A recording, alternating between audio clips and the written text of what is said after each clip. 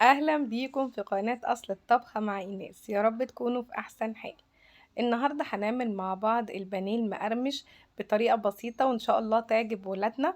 ولو عجبك الفيديو ما تنسينيش في اللايك والشير والاشتراك في القناة وتفعيل الجرس عشان يوصلك فيديوهاتي. معانا ربع كيلو من البانيه، ومعانا معلقتين من الدقيق، ومعاهم معلقتين من النشا علشان دول اللي هيدوا القرمشة. ومعانا كوباية صغيرة من المية ومعلقتين دقيق تانيين، دول عشان ارشهم على البانيه، وليمونة وملح وفلفل اسود. تمام.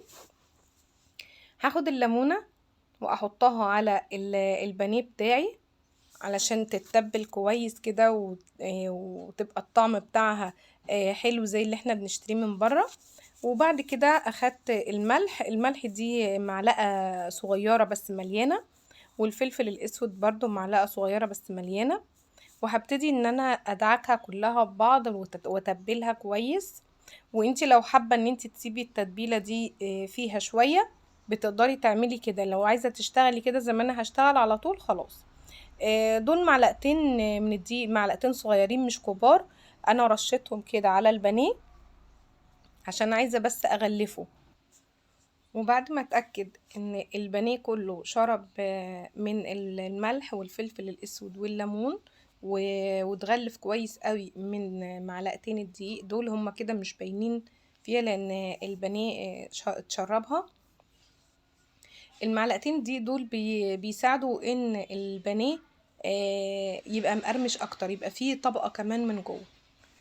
هاخد بعد كده معلقتين الدقيق على معلقتين النشا، احطهم في طبق وازود المية على قد ما الاقي ان السمك اللي انا عايزاه وصلت له.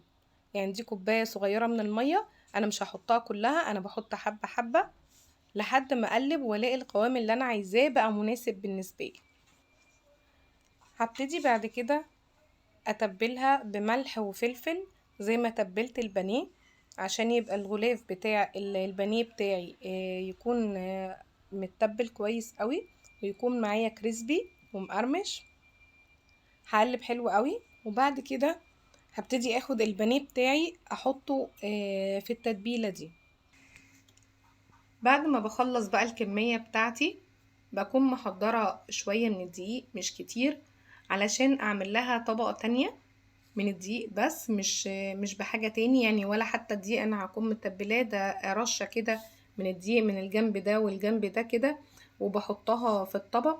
بخلص برضو بقيت مقداري كله وبخليه في الفريزر مدة نص ساعة مدة ساعة، علشان الطبقة اللي انا عملتها دي ما تفكش. لان انتي لو اشتغلتي على طول كده الطبقة ممكن تفك معاكي.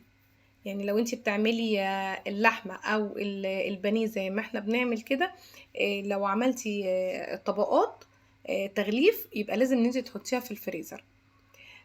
هحطها في الفريزر مدة نص ساعة او ساعة، وبعد كده اكون محضرة الزيت على النار اسخنه واقلي البانيه معايا وبيطلع بالشكل ده. والمايونيز ده اللي احنا عملناه سوا، ومعانا البطاطس المحمرة والطماطم. واتمنى ان الفيديو يعجبك، ولو عجبك الفيديو ما تنسيش الاشتراك في القناة وتفعيل الجرس عشان يوصلك فيديوهاتي.